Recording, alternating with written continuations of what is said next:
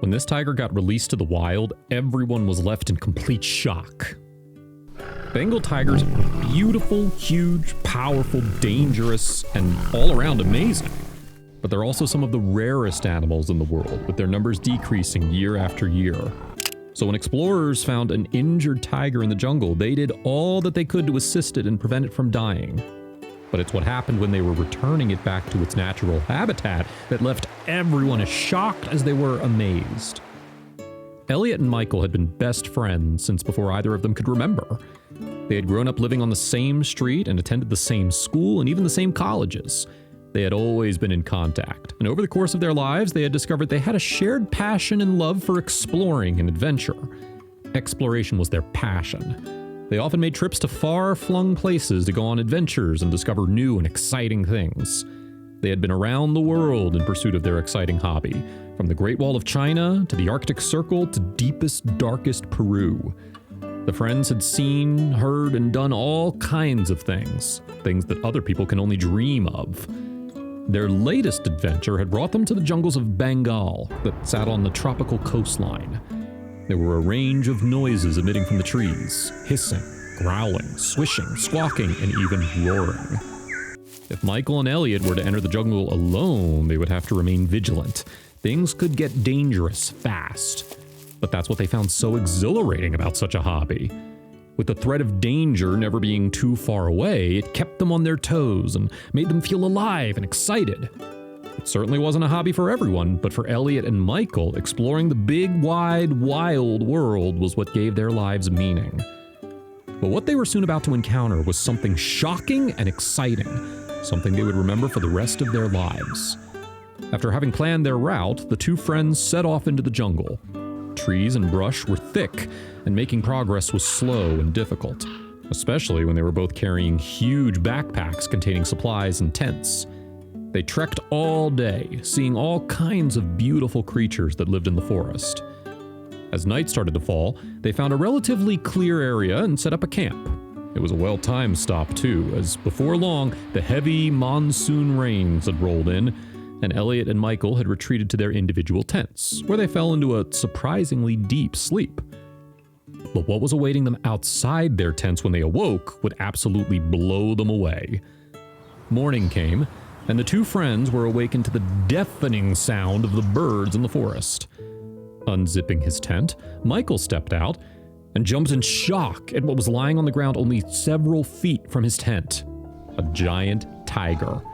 It just looked at him before turning its huge head and licking its hind leg.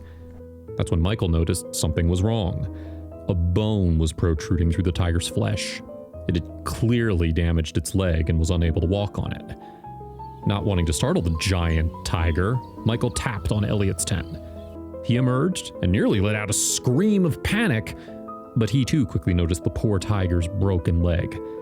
They were deep into the jungle, and the chances of getting the tiger to somehow follow them to safety were pretty much zero, so they had to make a plan. After all, they couldn't let this poor, majestic creature suffer and die. Luckily, Elliot was carrying a satellite phone, and before they left on their track, they'd gotten the numbers of the local Bengal authorities in case there was an emergency. This seemed like a pretty big emergency. Quickly grabbing the phone, he made the call and explained the situation. The authorities said to go back into their tents for their own safety and that they would locate them using GPS and they would helicopter a vet in to take a look at the tiger. But could the vet do anything? Would the tiger survive, or would it have to be put down for its own good? It remained to be seen after several hours of waiting. The helicopter eventually arrived. The tiger didn't even seem scared by the noise or sight of the craft landing or the vet cautiously approaching. It was too weak and weary to do anything more than let out a whine. The vet examined the tiger's leg before tranquilizing him and loading him into a sling to be transported back for surgery. Michael and Elliot were both invested in the safety of the tiger and asked to come along, which the vet agreed to. Finally, arriving back at the hospital, the vet started to operate. It would be a tricky task fixing a leg that was so badly broken, and even if he could do it, recovery would take a long time.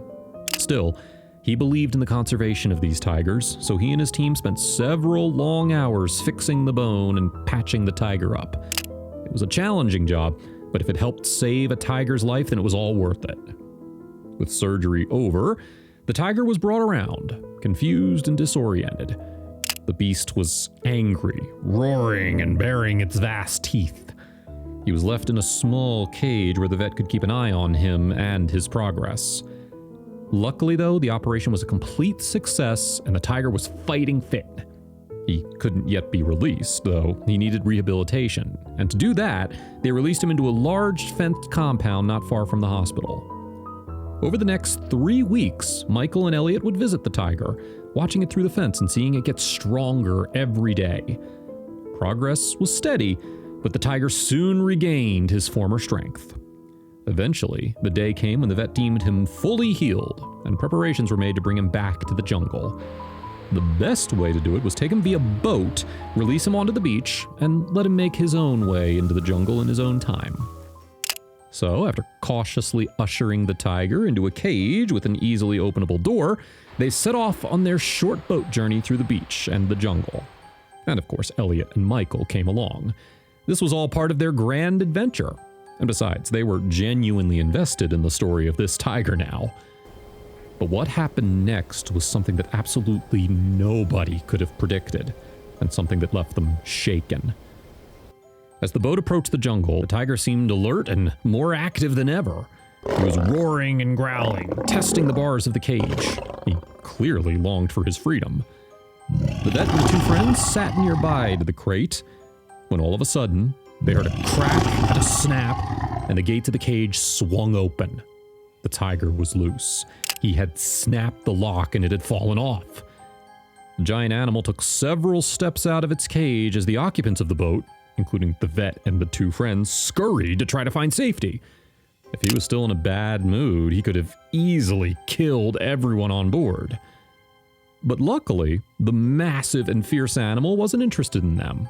The tiger literally leapt from the boat, impressively soaring through the air before splashing down in the warm sea. Elliot, Michael, the vet, and everyone else on board the vessel gasped in amazement at such a special sight. The tiger began swimming toward the distant island, powering along at a very fast pace. The boat followed at a respectful distance before coming to a stop as the tiger approached the shore. It waded out of the water and turned around, glaring at the boat that it had left only moments before. Looking through binoculars, the vet noted that the tiger's legs seemed in fantastic shape, and he felt that the tiger would not only survive, but thrive now that he was back in his natural habitat. The tiger shook itself dry before letting out a mighty roar, sending shivers down both Elliot's and Michael's spines. It was almost as if the animal was giving them one final thank you before turning and disappearing from the beach and into the trees. The tiger's roar bellowed over the water loud and clear. The two friends had seen and done so many different things in this world, but never had they witnessed and experienced something quite like this.